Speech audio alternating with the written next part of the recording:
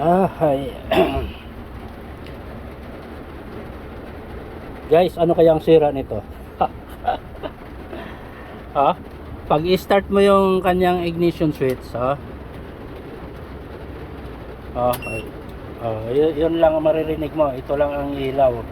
Lahat ng dito sa panel board, sa keyboard, walang power. Tsaka pati itong mga module niya dito sa may ito. Ayan, oh. Ayaw din, wala ding power. Dapat iilaw to siya, iilaw siya ng green. Pero wala. Itong lahat ng module dito, mayroong 4 na module na walang ilaw. So, kaya kahit anong gawing start, ayaw na mag-start. Itong keyboard niya, walang power. Ang may power lang, ang umiilaw lang itong bititin niya sa Bluetooth. At saka itong camera, yun lang. Dito sa panel board niya, wala rin.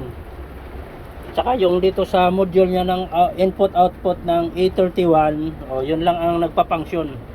Ito.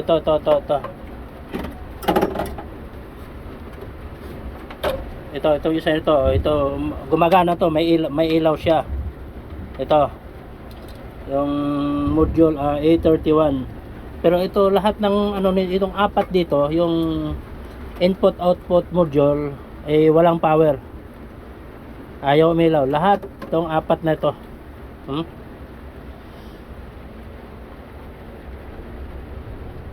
Kaya hindi siya mapa-start. Tinignan ko naman yung fuse nito, buo naman lahat. Kaso may mga blanco dito, yan hindi ko alam kung mayroon bang nakakabit niyan o wala. Talagang original bang ganyan na blanco siya.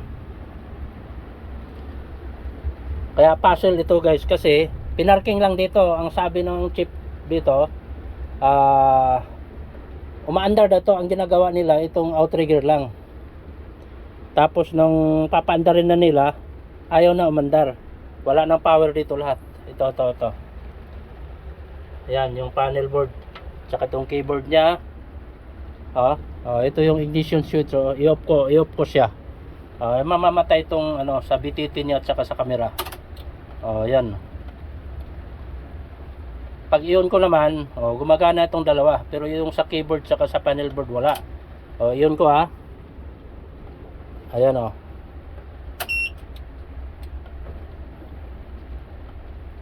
umiilaw. So ito lang dalawa ang gumagana. So puzzle ito dahil pinarking lang dito. Tapos ganito na ang nangyayari. Yung 4 na module dito walang power.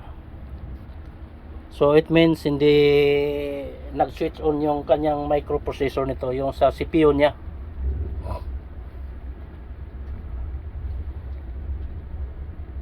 Pero nakapagtaka dahil pinarking lang dito. Ewan ko kung ano kayang dahilan nito. Dahil tinawag lang ako ng aking chip na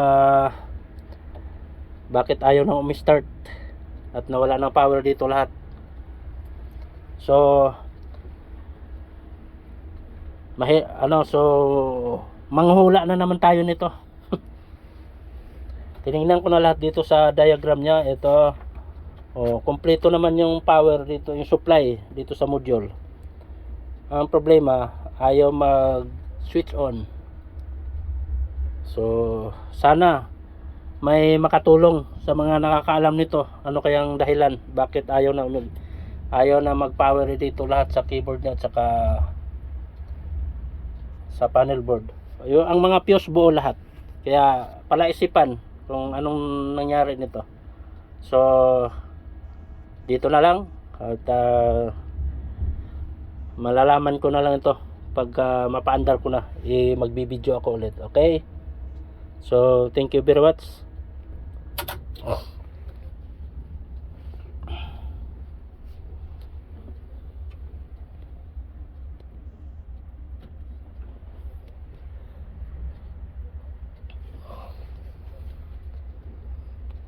So ito pala ang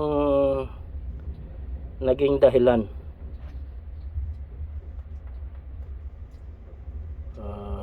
Okay.